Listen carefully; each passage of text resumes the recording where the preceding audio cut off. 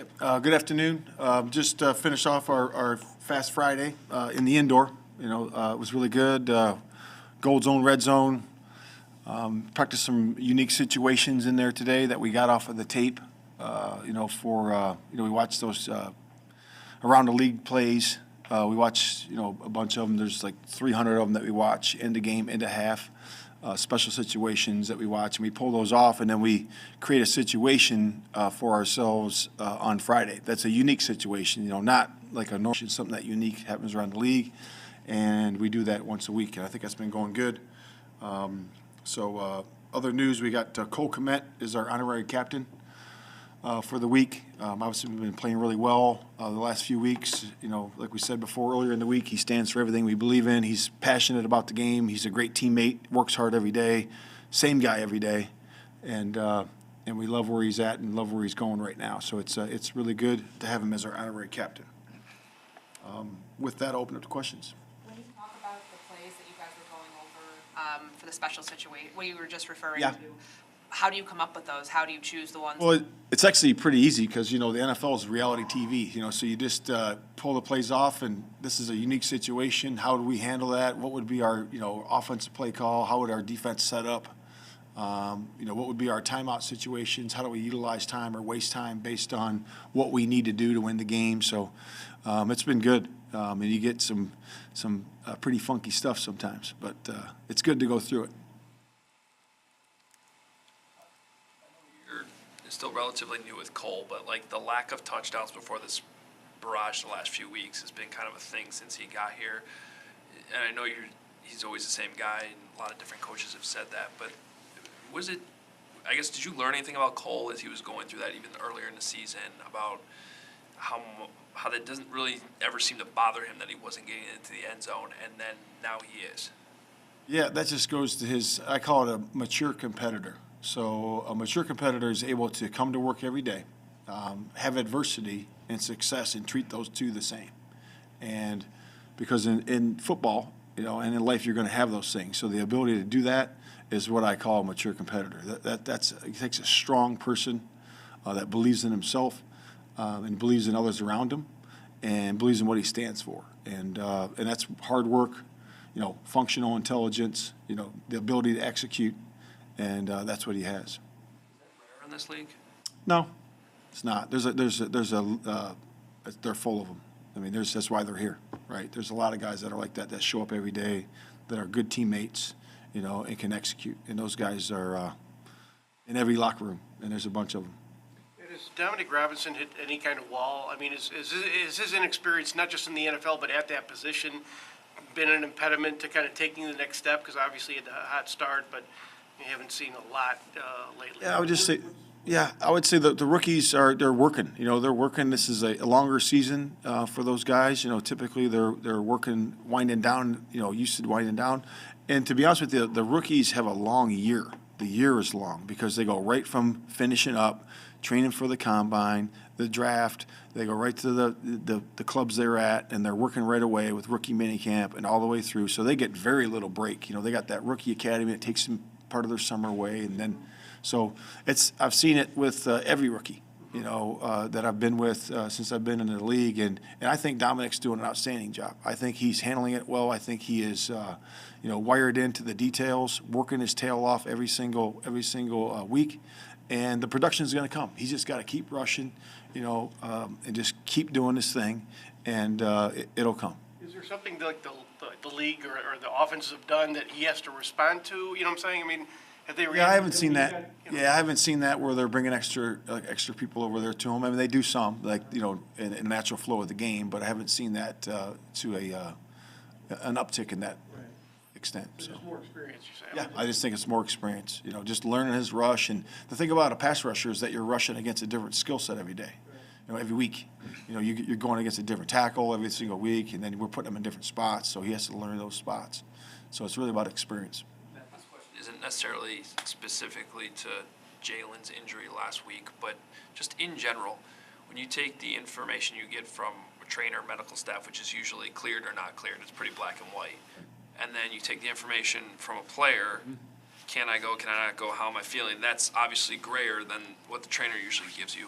Where does the coaches come? Where do the coaches come in on that? Whether it's you or the position coach, in terms of determining, hey, is he still giving me the best chance to win this football game? Yeah, so like you said, it's pretty much in the order that you explained. I mean, it starts with the trainer clearing them, and then the player has to feel good, about it and feel good about his performance. And then, we always talk to the players, hey, how are you feeling? Are you feeling like you can do it? And and when they say yes, then he's in the game. Now, the coach also has to look and see, is that true on tape? So when we watch the practice tape, we evaluate, is he moving at full speed or speed to help us win the game? And so it's a combination of all three, but ultimately that decision comes down to the trainer and the player to be able to play in the game. Coach Charlton, obviously you were in the same building in 2017, a little bit in 2018, different position groups though.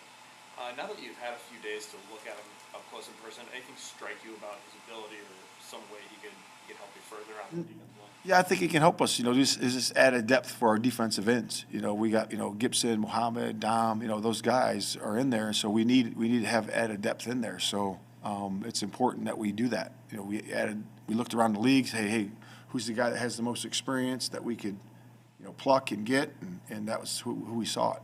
So it worked out well for us. And again, he's going to be adding some depth in there and taking some reps off those guys and being productive. And that's what we expect. We have so many young guys going through a losing stretch like this.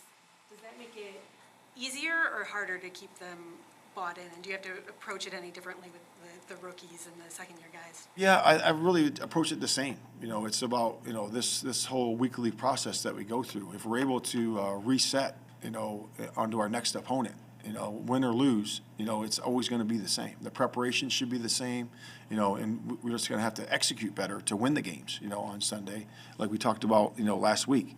And we're working hard to do that. But to me, it's the same. It's the same preparation every single week. You're wired in, you're executing, you're going through the whole week, and then you get to game time, and then you take it as it is. Preston said that he felt like in college when he was at Baylor, they felt like he had a lot of issues with pass blocking. Where have you seen him? What'd you say? I'm sorry. Preston Ebner. Okay. He said like he was critical of his own pass blocking, of just like some of the technique issues. Sure. Where have you seen him clean that stuff up the most? Yeah, so Coach Walker and him have been working hard on that. That's a big part for him, in terms of everybody has weaknesses or things they need to work on. That was certainly one of them that he needed to work on, and we know that. And he's done a good job with that. Now, this time of year, you get a lot of that work during training camp, because training camp's when you really can get the full blast, hit it and get it. We don't really make those collisions or create those collisions this time of year. But you need to have that to be able to bow up, on a linebacker blitzing through a certain gap inside or whatever he might have. So, but he's improved. He's improved in that, and knowing what to do, knowing how to do it, and that's with his coach. Now, when you look or think back to the first 6 weeks and the way the offense looked then, what it's done the last 4 weeks, I know you guys had the mini bye to make those adjustments. Do you almost wish, though, you could have had some of these things implemented earlier on to have the offensive output you guys have seen? Yeah, I just think it's a process of the guys getting to know each other, the players getting to know the offense, as we put it in, and then us knowing the players. It's a combination of both. And then us figuring out the skill sets of the players. They'll be at the quarterback or the runners, or the receivers that we have.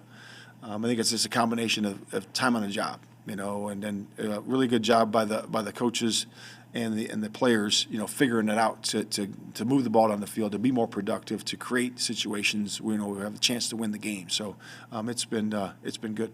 Now, according to PFF, you guys ran a lot more man coverage last week than you had over the past month or so. How do you evaluate how you guys have performed playing your cover two foundational stuff versus that man coverage? Yeah, I mean we run all the coverages, so it's run 1, 2, 3, 4, 5, 6. We run all the coverages. But for that particular game, we're just trying to run what we think is going to work, for that particular game, and then we make the adjustments in the game. We have to do a better job, of executing in the game for sure. But that's pretty much how I see it. Matt was pretty good in man coverage this season. What makes him so effective against that look? Yeah, I would suggest probably they're playing a lot of man coverage against him because they've been effective running the ball, and he's been a quarterback that can run the ball also, so I think that a lot of teams do that. Now in the passing game, it creates windows, it creates one-on-one matchups, and they have certainly some receivers that can do that. I think some quarterbacks are comfortable versus certain coverages and some aren't, and I think that's probably a comfortable coverage for him. Matt, the cleats that Justin wore against Miami are now in Canton. What kind of significance does that have for you, seeing that, he's able to accomplish that? I did not know that. I don't have Twitter, so I wouldn't know, so. Now they're in Canton, so what does that mean? Okay, no, that's pretty cool. That's pretty cool. I mean, that's a record-breaking day. You think about that, all those years and all that time and all those games that have been played, and for him to be able to do that and break a NFL record is pretty cool. So it's a cool deal for him. And I don't know if he's ever been to Canton. I've been there. I love going there. I've been there a few times, played in that game a couple of times. So it's always fun to go back there. But that's a special place. Is Tevin Jenkins closer than he was? I know he's kind of been questionable the last, but is he getting better? Is he getting closer to being able to play? Yeah, I think so. I think he's improving. He's improving. He's dealing with some things right now, but he's improving, and we'll see where it goes this next 48 hours. If you don't have Twitter, you probably haven't heard this either, but NFL.com listed Luke as a great head coaching candidate for his next round. Obviously, you'd love to keep him here, but what about Luke do you think would make him a great head coach one day? Yeah, I would just say his intelligence. He's very intelligent, works well with the players. He's very flexible. He's fun to be around. So it's a joy to come to work with him every day, and he takes command of a room, which is also something you need. And he's honest. He's honest and he's loyal. So he to me is a definite, big time candidate. And you know what? And this happened to me for 4 years. I understand the whole business of it. Every coordinator in the league wants to be head coach, but I also know this about Luke is that his feet are where his feet are, and he focuses on the job at hand, and that's what makes him a special guy. So.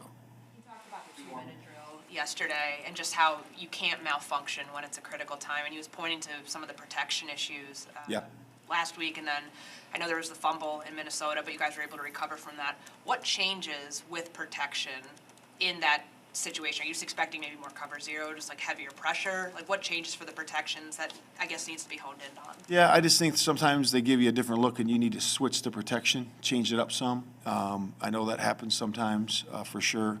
I know it's happened to us a couple of times, but it's really just about that. It's about functioning in that moment. It's a little bit faster pace, right? And we just got to function in that moment. I talked to the guys this morning about, hey, every position has patterns. You think about receivers, DBs, quarterbacks. Everybody has to run those patterns, whatever that might be. When the play's called, we have to execute that.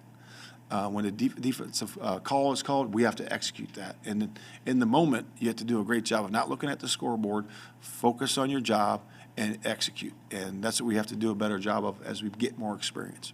Matt, how far has Hopkins come in the 2 weeks he's been here, and with Atlanta having the worst pass defense in the NFL, is this a game where you guys can try to get him more involved? No, yeah, it's been good. It's been good. The guys, Mooney, and EQ and all those guys, and obviously Justin, other quarterbacks have been working with him, and he's getting the offense down. And again, that takes time. With the motion shifts and all the adjustments that we have, it takes time. And we feel that he's getting better. And we're planning on getting him more involved, just like we're trying to get all the skill involved this week. All right, thank you.